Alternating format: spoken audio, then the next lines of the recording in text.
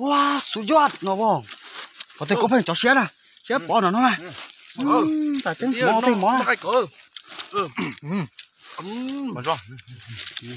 Ô, tôm mình.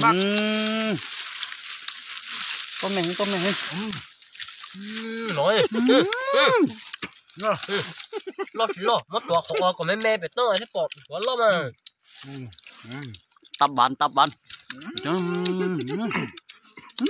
À sừng đấy. Ôi. Nhót. Ăn lời mắc. Mà nữa. Mà lên phía nhộng. Phía nhộng. Hai đứa nạc rồi câu. Con nhót. Khá tệ.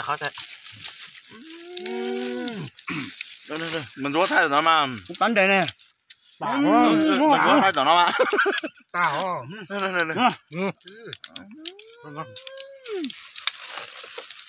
cha tôi có cho bán đây à bán đây mấy quá Chúng nó còn nhúng. Bắn lên.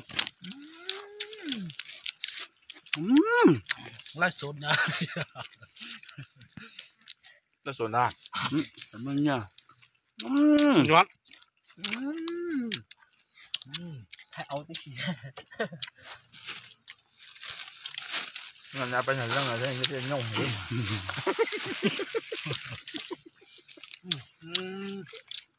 nó ăn nhiều cái Bé là hay giả. Một trò tiền em bông chè. Có thưa không? Tôi mà ưng. Cả bé. bên chua không Cái này nó nọ.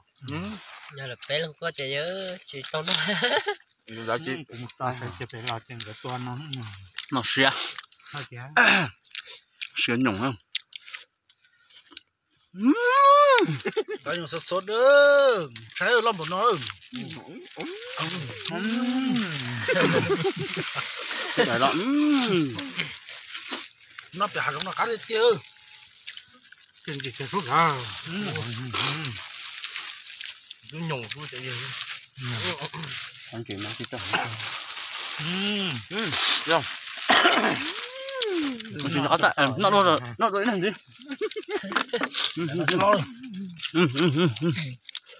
Không cũng không. Nó xé.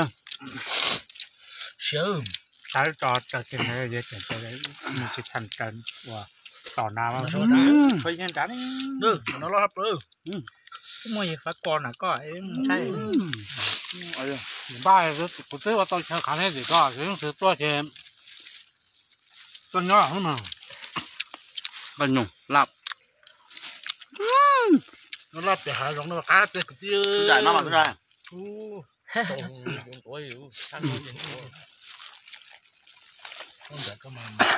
Dạ có. Bên này chỉ tao cho nó con cho phép chỉ tao á.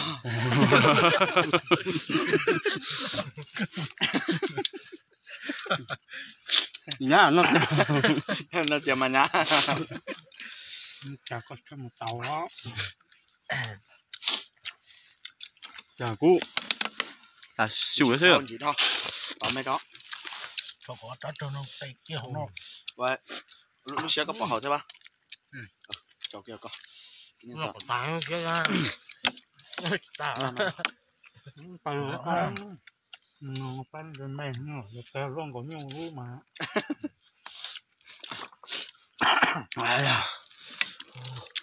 Trốn ra ha. Trốn ra nào. Nhung à. Cô nhung ha.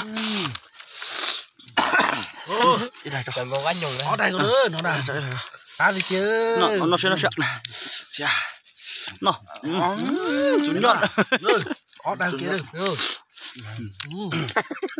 nó bỏ cái nhẹ quá Nó sẽ. Sẽ nhung kìa đúng không? Giờ có kìa.